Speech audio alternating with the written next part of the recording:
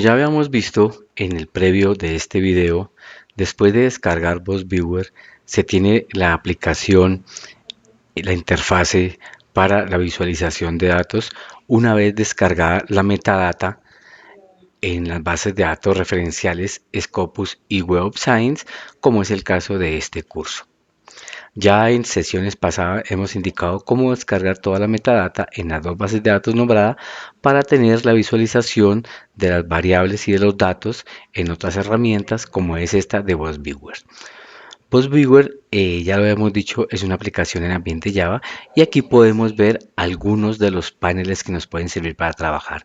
Este es el panel de análisis o panel de acción donde yo voy a crear mis redes, donde voy a abrir algunos archivos de BuzzViewer. Vamos a hacer un video en el cual explicaremos rápidamente cómo hacer una red de concurrencia de palabras clave. En la guía que va a estar colgada en este curso, ustedes van a poder hacer otras redes y poder tener más completa la información sobre cómo editar y cómo trabajar una serie de redes.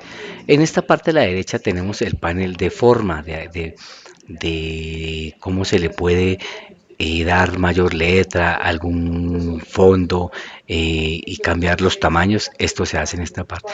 Y en la parte aquí arriba donde dice visualización vamos a ver tres clases de visualización de la misma red. Ok, empecemos. Para crear mi red voy al icono que dice crear y él me abre una ventana donde me dice que puedo elaborar redes de tres clases de información.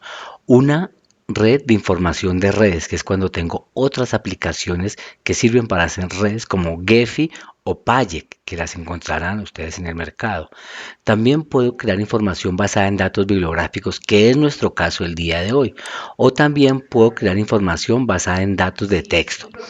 Como les dije anteriormente, todo esto lo explicamos en la guía. Hoy en el video vamos a hacer información basada en datos bibliográficos. Le damos siguiente y nos aparecen también tres opciones de datos bibliográficos. Una de ellas es la primera, que son las bases de datos referenciales, como en nuestro caso, Scopus y Web of Science. La segunda es de un gestores bibliográficos que puedo guardar en formato RIS, de un Mendeley o de un Zotero o de un RefWord o de Node. Y aquí puedo graficar algunas variables como son coautoría o coocurrencia de palabras. Y por último, algunas aplicaciones que trabajan con información bibliográfica. En nuestro caso es la primera, la dejamos ahí, seleccionamos y le damos siguiente. Vamos y ubicamos nuestro archivo que es de Scopus en este caso. Lo busco y lo ubico. En mi caso lo tenemos en nuestra carpeta de Unisalle. Aquí está nuestro archivo Scopus 28 sobre educación virtual que habíamos descargado. Le digo siguiente. Y enseguida BuzzViewer me va a mostrar los tipos de análisis que puedo hacer y las unidades que hay dentro de cada tipo de análisis. Como tenemos toda la metadata de los documentos de Scopus, él me va a permitir hacer varios tipos de análisis que ya los vamos a ver enseguida cuando cargue. El primer tipo de análisis es la coautoría, mire. ¿Y puedo hacer coautoría de qué? De autores, organizaciones o países.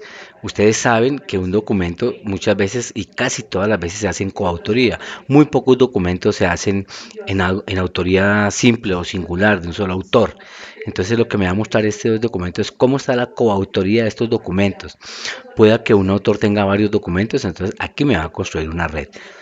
Luego está la red de coocurrencia de palabras. La coocurrencia de palabras me dice el número de veces que aparece una palabra en un corpus documental. De ahí puedo mirar todas las palabras clave de autor o las palabras clave del índice. Las palabras clave del índice son las que ponen las revistas o las bases de datos. Los índices agregan palabras claves a los documentos de las que adicional, perdón, a las que ha puesto el autor. Y pues aquí yo puedo hacer todas esas en conjunto o alguna que escoja. La citación me da cuenta de documentos, fuentes, autores, organizaciones y países citados en mi corpus documental. En estos 900 algo documentos que nosotros descargamos me va a decir cómo han sido citados estos documentos. El acoplamiento bibliográfico me habla de las referencias que fueron utilizadas en cuanto a documentos, países, a otras organizaciones. En los 900 documentos que descargamos, ¿cuáles referencias hay en común en estos documentos? Y la cocitación es lo contrario. De estos 900 documentos, ¿cuáles han sido citados en común? Es decir, un documento B si ha utilizado algún documento A y C de estos 900 que nosotros tenemos. Puedo sacar la cocitación por referencia, por fuente o por autores. En nuestro caso, como dijimos, vamos a hacer una red de concurrencia de las palabras clave. Le doy siguiente y él me dice, ¿cuál es el mínimo número de coocurrencias de las palabras? Fíjense que él me da por defecto 5 y me dice que las 4.881 palabras clave, 333 cumplen el umbral. A medida que yo aumento este número de coocurrencias, disminuye las que cumplen el umbral. Para trabajar una red óptima y que pueda ser de fácil lectura e interpretación, es recomendable dejarlo en un número aproximado a 100. En este caso lo vamos a dejar a 12, que me muestra 104 palabras que cumplen el umbral. Le doy siguiente, siguiente, y aquí me muestra la lista de palabras. Si yo quiero desactivar alguna palabra, como en este caso artículo, que no me parece relevante, pues simplemente la desactivo aquí en la casilla de verificación. Hay otras palabras que no son relevantes como países o algo, mira aquí está Irán, también la desactivo, listo. Luego le doy finalizar. Una vez lo de finalizar, me muestra la red que ya tengo en la concurrencia de palabras. Esta red es muy interesante porque me muestra las tendencias en tópicos de investigación que tenemos en educación virtual y cómo se relaciona este término con otros términos que me pueden ayudar a engrosar mi tema de investigación. Algo de esta red que me puede decir la centralidad es uno de los factores que yo puedo analizar en la red. Y dense cuenta cómo a pesar de que educación virtual es el término más concurrente, porque el, el nodo es el más grande, fíjense, y así sucesivamente van disminuyendo el tamaño del nodo en número de su coocurrencia.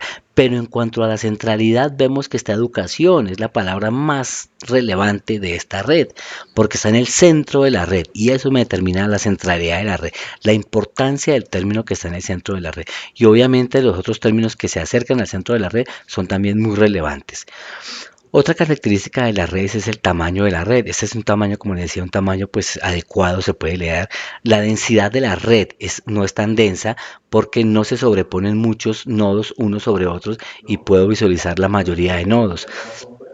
Los clústeres o grupos comunes que son los colores, en este caso rojo, verde y azul, me los determina la red por algún tipo de homogeneidad o de similitud en el contenido de las palabras. En la parte de arriba yo puedo ver también un gráfico de overlay, de la visualización de overlay que me dice en el tiempo, entonces cómo se comportan estas palabras en el tiempo. Démonos cuenta que las más nuevas o las publicaciones con las palabras más nuevas son del 2020, las que están en amarillo. Y fíjese cómo tiene relación con la pandemia, ¿cierto? Obvio. Y las del 2014 son las púrpuras que están por aquí en este lado, donde está educación a distancia, donde está computación y temas relacionados, ya estaban publicados desde el 2014. A los que les gusta esta gráfica de calor o de densidad pueden utilizar esta en vez de esta gráfica. Es a gusto del investigador. Si yo quiero darle alguna forma a esta red, entonces aquí puedo cambiar algunos aspectos de forma, como agrandar la letra, como agrandar los círculos. Ahí se dan cuenta ustedes cómo agrandando. Puedo transformar en rectángulos, puedo cambiar el largo de las frases, de los ítems. Fíjense cómo va disminuyendo, ¿sí? De pronto cuando son muy largas las frases o palabras o títulos. Esto es a gusto del investigador. Puedo cambiar el grosor de algunas de las líneas que me va a ayudar a mirar cómo está la relación entre una palabra y otra. Le digo que no quiero líneas con colores, le puedo decir que quiero líneas rectas, no líneas curvas, y de esta manera puedo darle forma a mi red. También le puedo decir que quiero el fondo en negro, activo esta opción, entonces veamos cómo cambia el fondo.